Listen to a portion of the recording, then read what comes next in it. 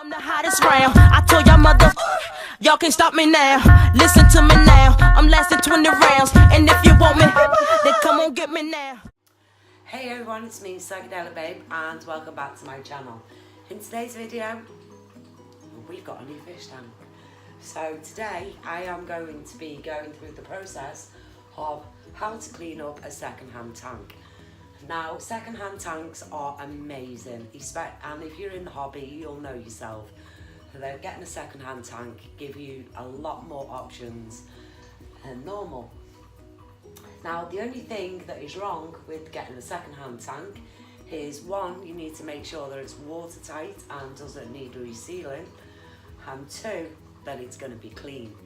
Now, that's the hard bit, because every time you get a second-hand tank, it comes in this condition, and it's not very nice, it's not very pretty. And I'm going to go over how I'm going to clean it, and then we're going to have a look at it and see if there's a bit of a difference. So in order to do this, we need a glass bowl with a clean sponge that has not been used on anything else at all. Please make sure that it's brand new, because if you use one that's been used for something else, it could contain something that you don't want to be putting into your fish tank. So make sure you use a brand new one.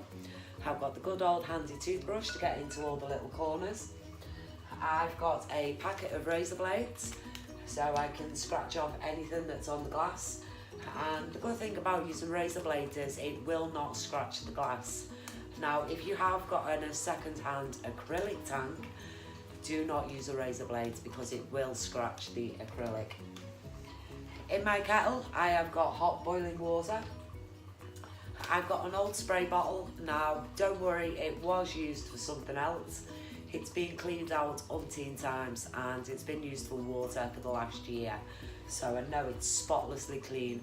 Always make sure that if you're going to use a spray bottle, you either buy a new one or you use one that has been sterilised. And this has been sterilised.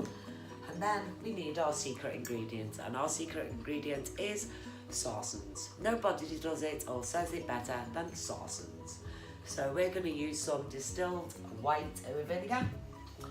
I've got my petrol for the project, which is my can of Coke. And then I have also got some filter floss to wipe it over with, a nice clean piece of filter floss. And I've also got my scrim to clean the outside of it once I've finished. So all I'm going to do is, in this bowl, I am going to mix. Now it's super simple.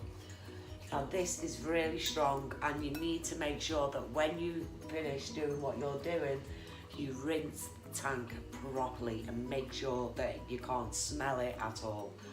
Now it does have a very distinct smell, as you all know, so you'll know when your tank's clean and rid of it completely. So in this bowl, in this bowl, I am going to add a catful, just one catful, and I'm going to add it into the bowl. I'm going to try and not knock anything over today, because you all know how clumsy I am. And then I'm basically just going to fill the bowl up to the mark, and I'm going to put that to one side. Then I'm going to take my spray bottle. I hate the smell of vinegar, it's disgusting. Now in the spray bottle, I'm literally only putting about that much. That's literally all I am putting in it. And then I'm going to put the lid on that vinegar, because we all know how clumsy I am, and the last thing I want to do is knock over a bottle of stinking vinegar. Then I'm going to add the hot water to the bottle. I'm going to fill it right the way up to the top. Obviously, I'm not going to be using all this. This is just, and I've put too much in. And then I'm going to add the squirty thing, and that's it. That is all I'm going to need, is them four things. That's it. And we are going to have a sparkling, knocking new tank. Now, you can use other things to clean the tank, but this is probably the best method to go with. You can actually use salt. Now, I don't like the idea of using salt because it's grainy and it could scratch the glass.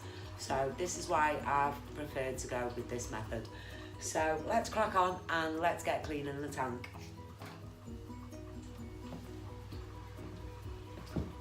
So I'm going to come round to this side because it makes it a little bit easier. Now this tank has got sliding doors on it. Now I don't know how to take these out because I've never had a tank like this before, and I have to say this tank is absolutely disgusting. It really is. So I'm going to use the dry sponge first, and I'm going to remove all the big bits.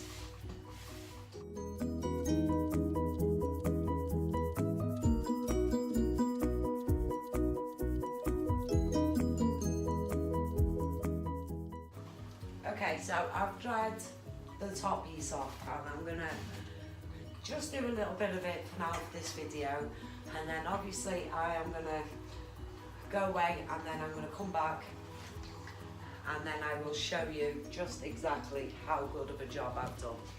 So we use our filter floss, like I said, and you literally just spray away. Make sure you give everywhere a good spray. And then you just wipe, and you can see that all that crap and gunk just comes off so easily. You literally only have to rub it. So if you just keep spraying it on your cloth, you'll find it is coming off. It's coming off super easy. Now there is little bits of coralline algae in this tank, which tells me that it has been a saltwater tank at some point. So I know it's going to be good enough for what I have intended for it. Now for the bits of coralline algae, which you can see at the front there, they do come off quite easy. Now if you do find that they're not coming off as easy, then you can either take your toothbrush or you can take one of your blades. Now be careful when you're using a blade, especially if you're young. If you're going to use one of these, get an adult to do it for you. But obviously I'm not an adult, so I can do it. And you just basically just scrape it along the glass nice and easily, and you can see that everything is coming off, literally everything. And then same again, you just get your bottle, give it a spray,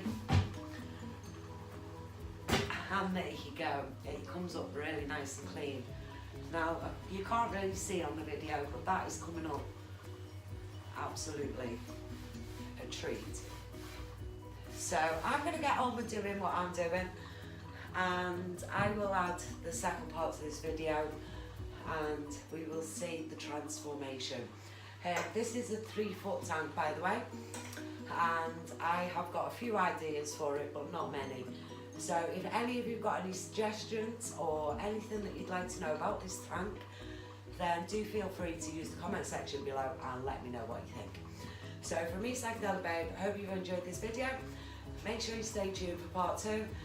I love you all for watching. Thank you. Bye for now.